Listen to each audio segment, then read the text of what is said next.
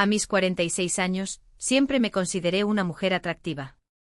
La atención de los hombres nunca me faltó, y eso incluía a hombres de todas las edades y condiciones. Pero había algo que con el tiempo se volvió un problema serio: me había vuelto increíblemente exigente. Si un hombre no cumplía aunque fuera uno solo de los puntos de mi lista no escrita, perdía el interés en él de inmediato, como si se apagara una luz. Por culpa de eso, la mayoría de las citas, aventuras y relaciones pasaban de largo sin dejar huella. Llegué al extremo de rechazar a hombres ricos y apuestos por cosas tan ridículas como pronunciar mal una palabra o usar una expresión que me parecía ordinaria. Yo misma sabía perfectamente que sufría por mis propias exigencias absurdas, pero no podía cambiarme. En los últimos años, solo había conocido a unos pocos hombres que cumplían todos mis criterios imposibles. Pero todos eran casados y fieles, o buscaban mujeres mucho más jóvenes que yo. Y lo entendía, porque esos hombres sabían lo que valían. Lo curioso es que el estado civil de un hombre nunca me perturbó la conciencia. Si yo lograba quitarle el marido a otra mujer, en mi mente eso significaba simplemente que yo era mejor que ella. Una especie de selección natural, nada más. Pero que nadie me juzgue todavía, porque en la realidad eso nunca me había pasado. Entonces llegó el día en que mi única hija me anunció una noticia que cambiaría todo. Valeria había conocido a un joven extraordinario y quería casarse con él. Resultó que ya llevaban 6 meses juntos, pero ella, conociendo mi carácter, había evitado contármelo. Solo cuando llegó el momento de hablar de boda, ya no pudo seguir callada. Cuando conocí a su prometido por primera vez, llegué con escepticismo total. Valeria tenía apenas 19 años, y yo dudaba que a esa edad se pudiera elegir bien al primer intento. Pero me equivoqué de cabo a rabo. Mi hija resultó ser tan sensata como yo. Su Rodrigo tenía una lista enorme de virtudes: trabajaba bien, ganaba bien y, sin miedo a decirlo, era físicamente muy guapo. Desde el primer momento se notó su educación y su caballerosidad.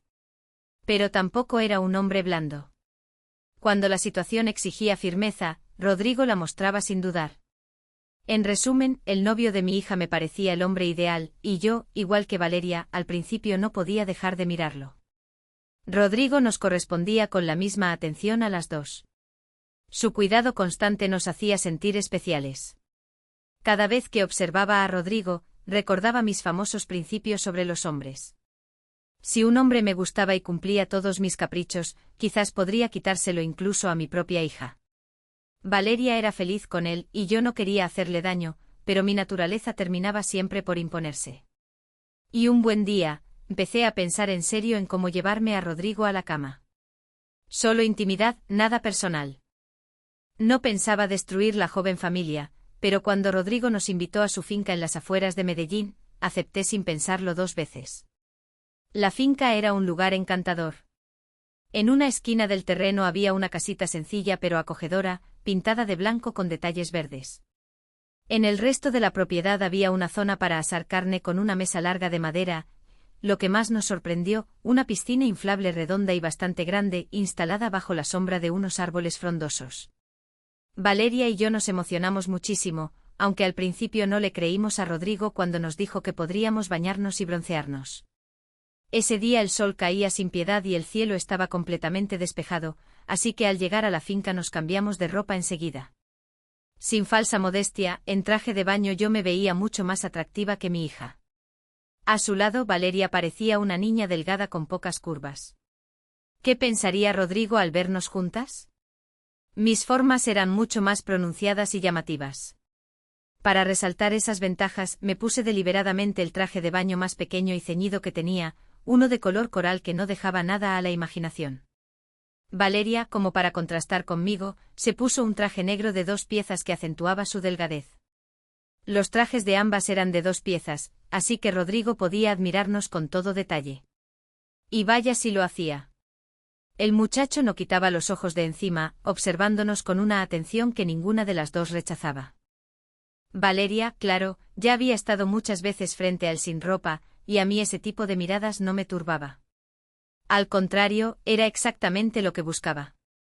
Comencé a notar que Rodrigo había olvidado un poco a su joven novia y me miraba abiertamente solo a mí. Valeria estaba tomando el sol al borde de la piscina, y no se daba cuenta de nada. Yo, en cambio, empecé a coquetear descaradamente con mi futuro yerno. Él andaba por la finca con unos shorts de baño ajustados. Dios mío, se veía espectacular. Su cuerpo atlético, los hombros anchos, las caderas marcadas por la tela delgada me estaban volviendo loca.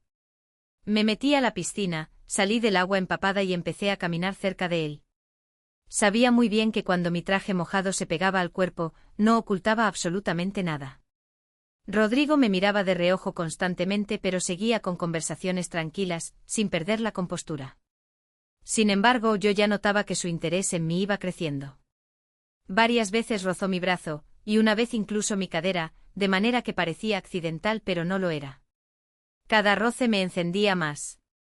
Después de comer carne asada y tomar unas cervezas bien frías, notamos que algo no andaba bien con Valeria.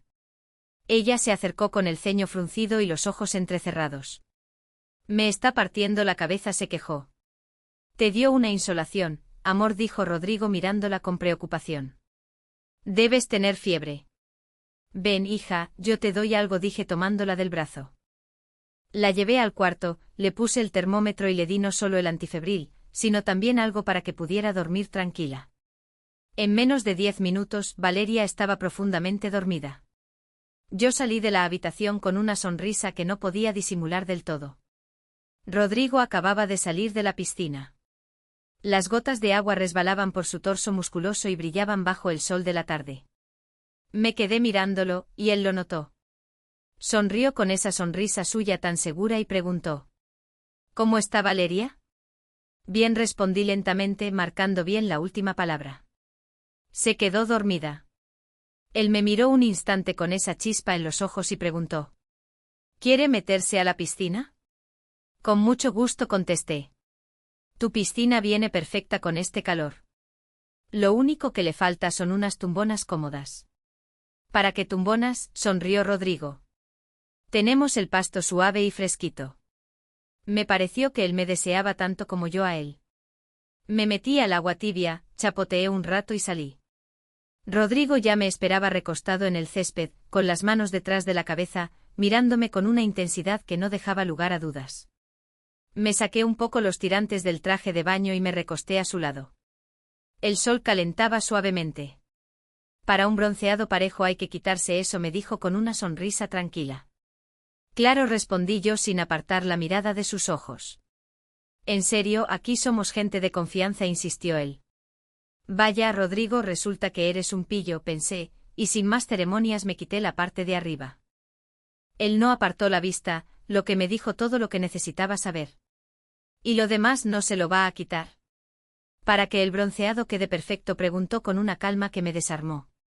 Por supuesto, dije y me quité el resto, quedándome tendida en el pasto junto a él. ¿Y tú? ¿No necesitas bronceado parejo?, le pregunté.